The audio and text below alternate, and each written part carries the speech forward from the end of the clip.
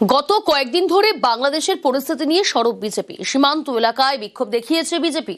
আরো এক ধাপ এগিয়ে এবার শুভেন্দুর মুখে অপারেশন সিঁদুরের প্রসঙ্গ। আরো একটা ৭১-এর দরকার।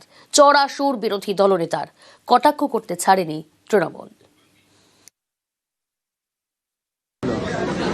আরেকটা ৭১ দরকার, ওখান থেকে ওরা করুক, বাকিটা আমরাও করুক।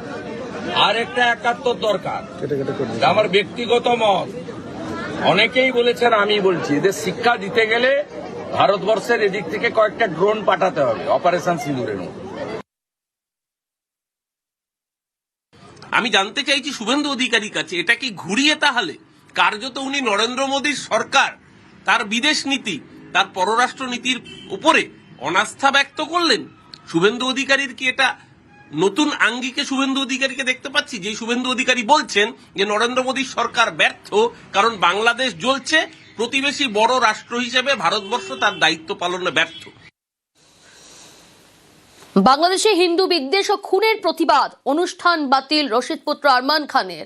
ওস্তাদ রশিদ খানের ছেলে আরমানের প্রতিবাদ, বাংলাদেশে অনুষ্ঠান বাতিল। মার্চের একাধিক শো বাতিলের সিদ্ধান্ত সঙ্গীত শিল্পীর। বাংলাদেশে একজন মানুষেরও সম্মান নেই, কখনো বাংলাদেশে না যাওয়ার দাবি আরমানের। আমি যা ওখানে সিচুয়েশন দেখলাম, সো আমার জন্য আর আমার দেশের জন্য বেস্ট হলো যে ওখানে না যাওয়া। কেন কি যেভাবে ওখানে হিন্দু লোকদের টর্চার করে মারা হচ্ছে, আমার মনে হয়নি যে আমার আর ওখানে যাওয়া ঠিক হবে।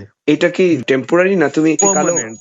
না, আমি আর জীবনে যাচ্ছি না। আমি পুরোপুরি ব্ল্যাকলিস্ট করেছি বাংলাদেশকে। কেন কি আমি চাই না যে একটা এমন দেশ যেখানে রেসপেক্ট নেই একটা মানুষের, ওরম দেশে আমি জীবনেই যাব না। আরমানের এই সিদ্ধান্ত নিয়ে কি বলছেন সেলিব্রিটিরা, আসুন শুনে নিই। সেফটি সবার আগে।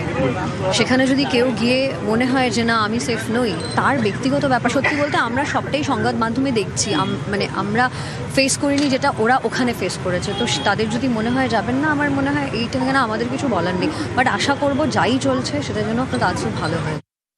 যেটা আমাদের প্রতিবেশী দেশে হচ্ছে সেটা অত্যন্ত দুর্ভাগ্যজনক, এবং যে সমস্ত দৃশ্য বা যে সমস্ত খবর আমরা দেখতে পাচ্ছি সেগুলো আমাদের একই সঙ্গে দুঃখ যেরকম হচ্ছে সেরকম আতঙ্ক হচ্ছে, ভয়ও হচ্ছে। আমরা শুধু এটুকুই আশা করতে পারি যে দ্রুত স্বাভাবিকতা ফিরে আসুক, মানুষ নির্বিঘ্নে নিশ্চিন্তে থাকতে পারে।